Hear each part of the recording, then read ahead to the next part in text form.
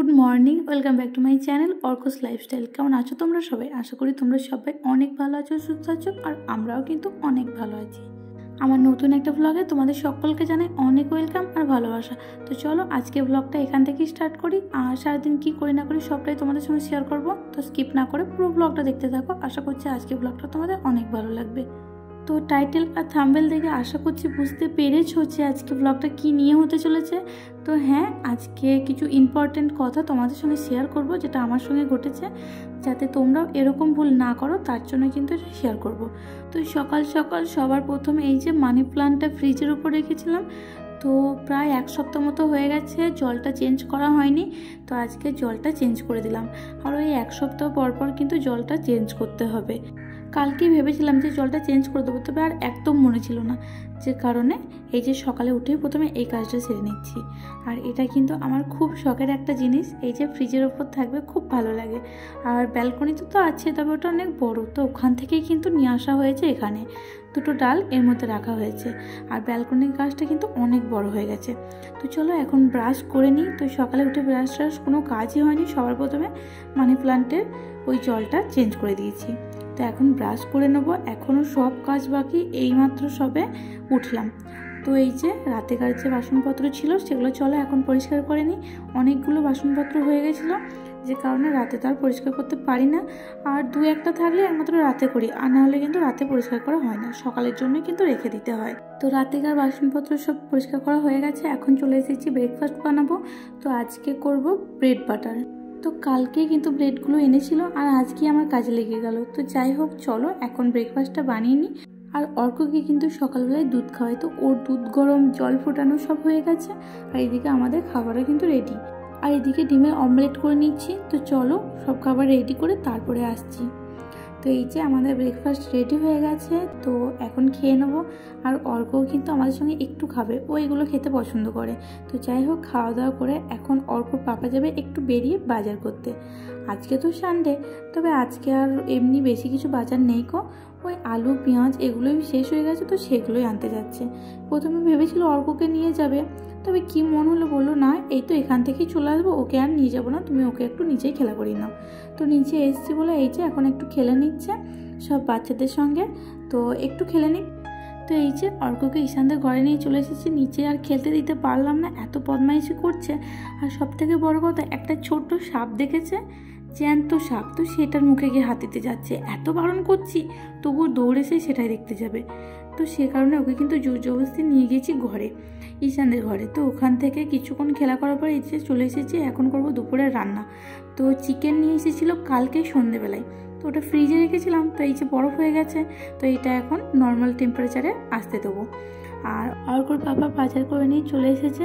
তো কী কী এনেছে তোমাদের এবার দেখিয়ে দিই।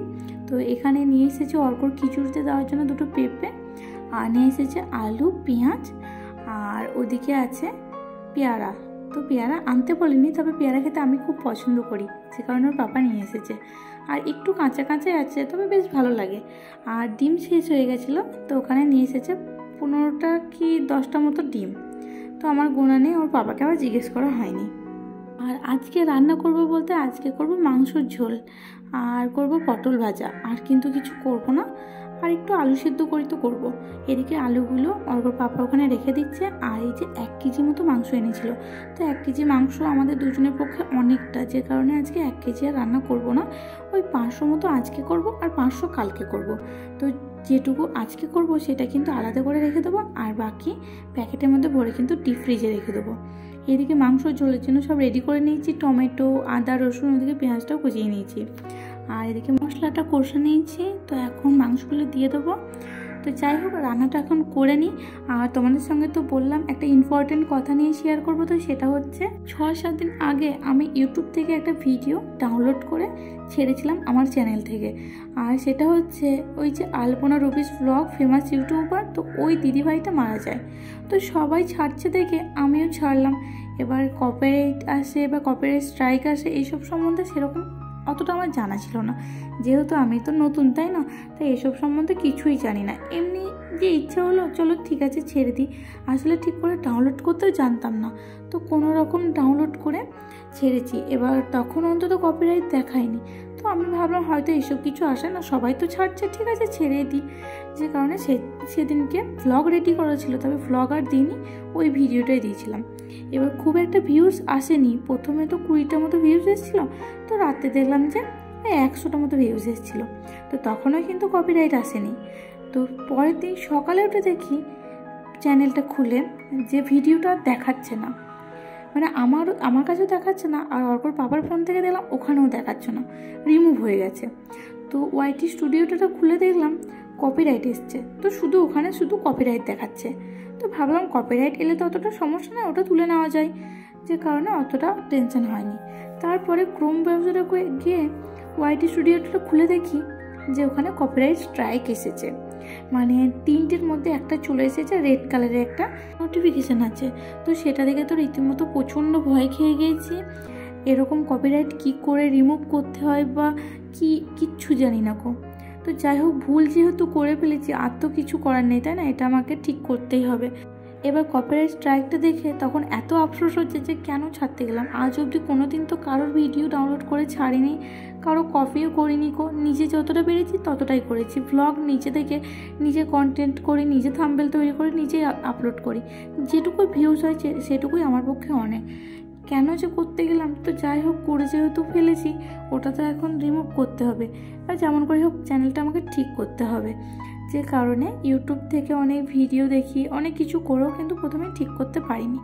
তারপরে ওই যে একটা দিদিভাই আছে না এইসব সমাধান করে, তো তোমরা যারা ইউটিউব করো আশা করছি সবাই চেনো, খুব ভালো দিদিভাইটা, সবার খুব হেল্প করে। ওই যে টেক উইথ মি চ্যানেলে যে দিদিভাইটা আছে, ওই দিদিভাইটার নাম্বার নিয়ে ওকে মেসেজ করি। তো মেসেজ যখন দেখে তখন কিন্তু রিপ্লাই করে যে 2 দিন পর একটা ভিডিও নিয়ে আসবে। তো এমনিতে তো ওইভাবে বলা সম্ভব নয় যে কিভাবে ওটাকে মেল পাঠিয়ে তারপরে সে তুলে নেবে, তো সে কারণে বলে যে একটা ভিডিও নিয়ে আসবে। এবার যেহেতু আমার চ্যানেলে এসেছে, আমার তো একটু টেনশন হচ্ছে যে কতক্ষণে এটাকে আমি ঠিক করতে পারবো।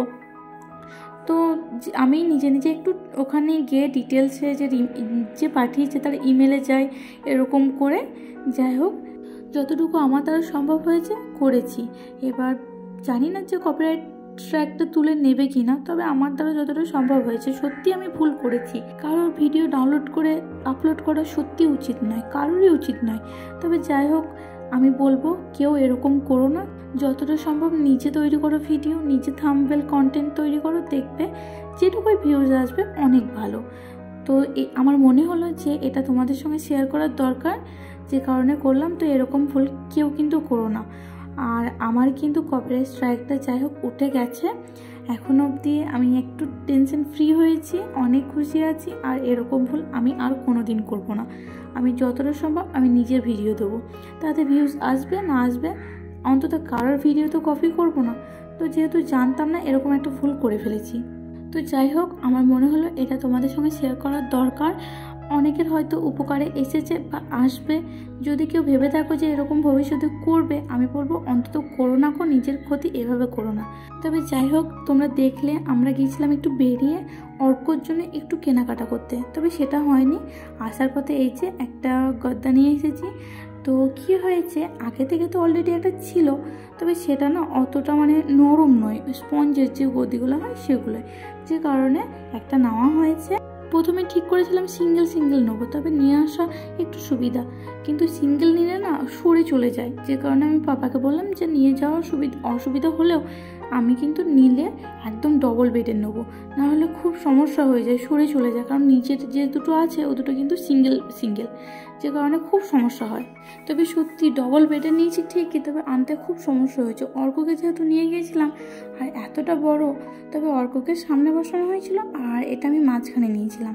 তো যাই হোক, খুব দূরের নয়, যে কারণে অতটা সমস্যা হয়নি। আর না হলে সমস্যা হলে ওর বাবা পরে নিয়ে আসতো, যেহেতু অতটা হয়নি বলে নিয়ে আসা হয়েছে। তো এই যে অর্ককে দেখছো, ও কত খুশি হয়ে গেছে, ওইখান থেকে উঠতেই চাইছে না। ওর বাবা বিছানাটা রেডি করবে আর ও কিছুতেই উঠতে চাইছে না।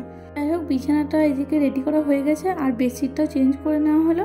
আর আজকে বিছানাটা অর্কর পাপাই রেডি করেছে। তো বিছানাটা যেহেতু তোলা হয়েছে, ওর পাপাকে বললাম বেডশিটটা চেঞ্জ করে দাও, 2 দিন পাতা আছে, আর যেহেতু একটা রেডি করা আছে পরিষ্কার করে, তো এটাই দিয়ে দাও, কালকে ওটা আমি পরিষ্কার করে আবার রেডি করে রেখে দেবো। আর এদিকে না হয়েছে একটা বালিশ, আসলে এটা কেনা হয়নি, ওই যে গদ্দা না হয়েছে, তো কিছু টাকা রিটার্ন দেওয়ার ছিল, মানে আমরা পেতাম, তো সে কারণে আর রিটার্ন না নিয়ে একটা বালিশ নেওয়া হয়েছে। আর এই যে রাতের খাবার রেডি করতে চলে এসেছি। আজকে ভাত করেছি, সঙ্গে আলু সেদ্ধ, আর দিনেকার মাংস ঝোল ছিল, তো সেটা একটু ফুটিয়ে নিয়েছি। তো চলো এখন আমরা খাওয়া দাওয়া করে নেবো। আর অর্কর পাপার যেহেতু ছুটি ছিল, আজকে ওর পাপাই ওকে নিচে নিয়ে গেছিলো, যে কারণে আজকে ওর খেলা করার ভিডিও কিন্তু তোমাদের সঙ্গে শেয়ার করতে পারিনি। আজকে আমি আর নিচেই যাইনি কো। আর আজকে কিন্তু ওকে সন্ধ্যেবেলা এসে দুধ খাওয়ানো হয়েছে। ওই যে বেরিয়ে গিয়েছিলাম, তো দুপুরবেলা ওকে খাইয়েছি বলে বেরিয়ে গেছি, তখন ওর প্রচণ্ড খিদে পেয়ে গেছে রাস্তায়। তবে বিস্কুট কিন্তু ওর জন্য সবসময় নিয়ে যাওয়া হয়, বিস্কুট, জল, তবে সেটা কিন্তু একদম খাইনি। ওই বাইরে 2টো জুস নেওয়া হয়েছিল, তো ওটাই খেয়েছে, আর বাড়ি এসে কিন্তু দুধ খাইয়ে দিয়েছি। তারপর ওর বাবার সঙ্গে গেছিলো নিচে, তো ওখানে পুরো 1 ঘন্টা খেলা করেছে, তারপরে ওপরে নিয়ে এসছে। তোর বাবা বললো মনে হয় ওর খিদে পেয়েছে, যে কারণে ওপরে নিয়ে চলে এসেছে। আজকে নিচে একটু অসুবিধা করছিল। তো চলো এখন অর্কর পাপাকে ভাত দিয়ে দিই, আমরা খাওয়া দাওয়া করে নেবো। আর অর্ককে কিন্তু খাওয়ানো হয়ে গেছে, ওকে ওটস খাইয়েছি রাত্রেবেলায়, ওকে ডেলি কিন্তু ওটসটাই খাওয়াই। আসলে অর্কর একটু পটিতে সমস্যা আছে, যে কারণে ওকে চালটা খুব কম খাওয়ায়, চাল, আলু, মুসুরির ডাল এগুলো খুব কম খাওয়ায়, এমনকি বলতে পারো খাওয়ায় না বললেই চলে। ওকে বেশিরভাগ মুগ ডালটা খাওয়ায়। তো আজকে অর্কর খাবার যখন করেছি, তখনই কিন্তু ভাতটা চাপিয়ে দিয়েছিলাম, যে কারণে আজকে কিন্তু খুব তাড়াতাড়ি রান্না হয়ে গেছে। আর সেরকম তো কিছু করিনি, ভাত আর আলু সেদ্ধ, দিনেকার তো মাংস ঝোল ছিল, যে কারণে এই যে তাড়াতাড়ি খেয়ে নেবো। এখন 8:30 মতো বাজে, আর খিদেও পেয়ে গেছে, বাইরে কিন্তু কিছুই খাইনি কো। তো যাই হোক, এখন আমরা খাওয়া দাওয়া করে নিই। আর তোমাদের ব্লগটা কেমন লাগলো কমেন্ট করে জানিও, একটা লাইক করে পাশে থেকো। আর অবশ্যই যারা চ্যানেলে নতুন আছো, চ্যানেলটাকে সাবস্ক্রাইব করে পাশে থেকো, পাশে থাকা বেল বাটনটা অন করে দিও, যাতে আমি ব্লগ ছাড়লে সবার প্রথমে তোমাদের কাছে নোটিফিকেশান চলে যায়। তো চলো আজকের মতো এখানেই শেষ করছি। সবাই ভালো থেকো, সুস্থ থেকো, দেখা হবে পরে একটা ব্লগে।